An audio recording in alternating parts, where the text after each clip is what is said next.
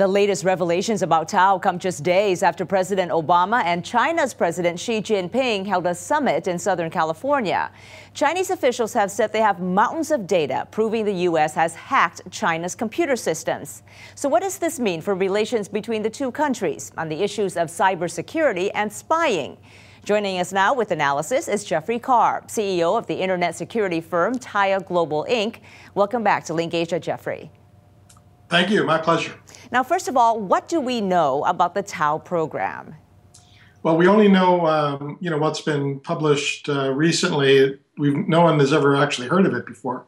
TAO stands for the Office of Tailored Access Operations, and they apparently have a China division that seeks to gain access to Chinese networks to conduct what's known as CNE, or computer network exploitation. And the way this works is you gain access to a network, you map it, you discover what's on it, you exfiltrate the data that looks of interest, and you do all of this without getting caught or sounding any alarms. They are the best in the world at what they do. And I see no reason to doubt that. So having said that, it's highly unlikely that the Chinese CERT would be seeing NSA activity. I think it's much more likely that they're seeing non-state actor activity, taking advantage of US IP addresses. However, all governments conduct espionage against other governments, and China is not naive, and I'm sure they understand and accept that the U.S. government is spying on China, just like China spies on the U.S. government and other countries. Regardless, given that there's now a little more light shed on TAO, not a lot, but a tiny bit on TAO's existence, does this hurt America's image abroad? Does it make the U.S. seem hypocritical to ask China to curtail cyber spying when the American government is doing the same thing to foreign countries? What the NSA is doing falls into the category of acceptable spying, in my opinion.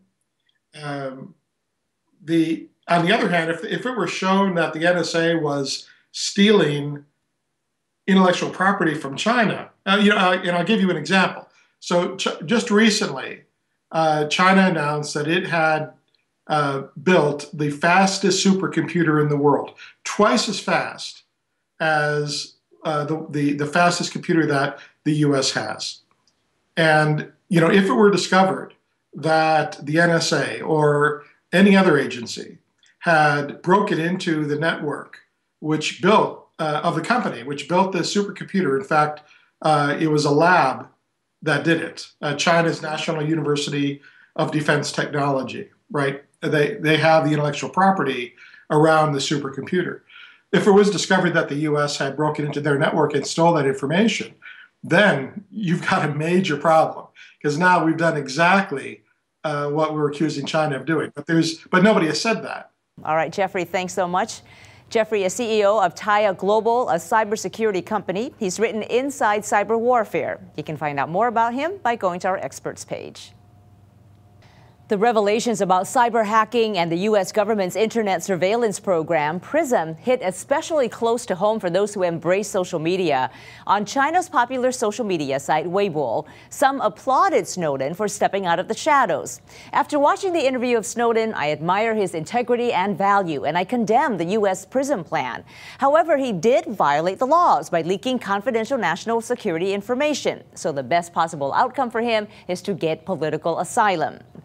Another netizen wrote, "I appreciate Snowden's courage, but I think he is naive. Any state can supervise its citizens. As long as this does not hinder individual freedom, this surveillance should be allowed." Others took it as an opportunity to criticize China. In order for us to have freedom, he gave up a lot. If you don't want America to become a police state like China, if you don't want to lose your freedom, please sign the White House petition and forward it to your friends. And there was also this. China, with the strict media censorship and the absence of freedom of speech, has no place in criticizing PRISM. At least the surveillance in America does not harm freedom of speech.